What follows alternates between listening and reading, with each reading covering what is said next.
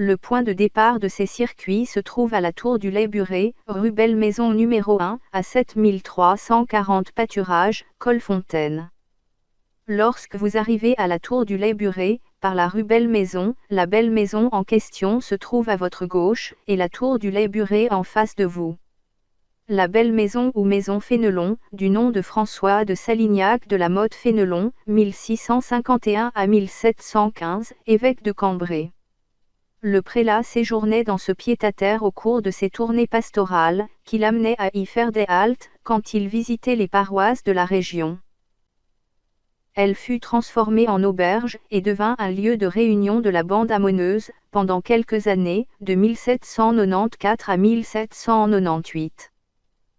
La forêt, avec maison forestière et dépendance, fut mise en vente en 1825, sous le régime hollandais, lors de la liquidation des biens domaniaux, par le syndicat d'amortissement.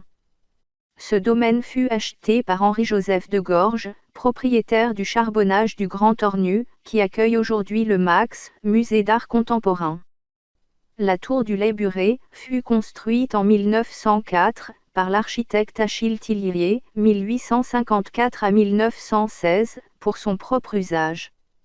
En 1955, on plaça un toit en chaume de forme conique, à la place de la plateforme, qui permettait entre autres d'observer la nature, voire de chasser. Aujourd'hui, cette habitation circulaire est devenue une taverne-restaurant. En patois borin, Lait-Buré signifie lait battu. Quelle que soit la distance choisie, prenez l'allée de la Belle-Maison, derrière la barrière. Continuez tout droit jusqu'au Rond-le-Grand. Le Rond-le-Grand est une clairière où 5 chemins convergent. Le chemin à gauche vers Sarlat-Bruyères, en pointillé, ne concerne pas les circuits décrits ici.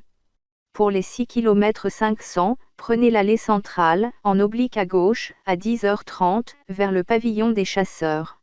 Vous arrivez au pavillon des chasseurs. Prenez l'allée de Gorges, en oblique à droite, à 5h. Continuez tout droit jusqu'à l'allée de Colfontaine. Prenez à droite, à 16h30, sur l'allée de Colfontaine. Remarque, la route au fond est la rue Maréchal Joffre. L'allée de Colfontaine descend en pente douce vers le ruisseau de Colfontaine. Peu après le début de la montée, prenez en oblique à gauche, à 7h30, vers le ruisseau de Colfontaine. Remarque, les marcheurs qui effectuent la boucle de 3 km 400 arrivent d'en face. Suivez le ruisseau de Colfontaine. Ce tronçon peut être boueux à certains endroits, mais le contournement est toujours possible. Arrivé à ce remblai, en pierre concassée, prenez à droite. Continuez sur ce remblai. À hauteur de la clairière de la baraque à Ramon, obliquez à gauche vers le chemin plus étroit. Dans la clairière de la baraque à Ramon, qui se trouve sur votre droite, vous pourrez voir l'entrée d'une ancienne galerie minière, autrefois utilisée pour des essais d'explosifs, par l'Institut national des mines.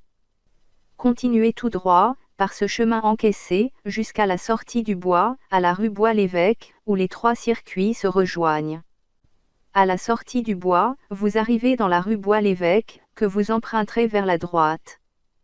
Pour info, l'évêque en question, c'était Fénelon. Continuez tout droit jusqu'au bout de cette rue asphaltée. Au bout de la rue asphaltée, prenez le chemin à droite, à 3h. Au premier croisement de chemin, qui se trouve à une 60aine de mètres de l'entrée du bois, prenez à gauche, à 9h30. Continuez tout droit, jusqu'à l'allée de la Belle-Maison. Vous êtes arrivé.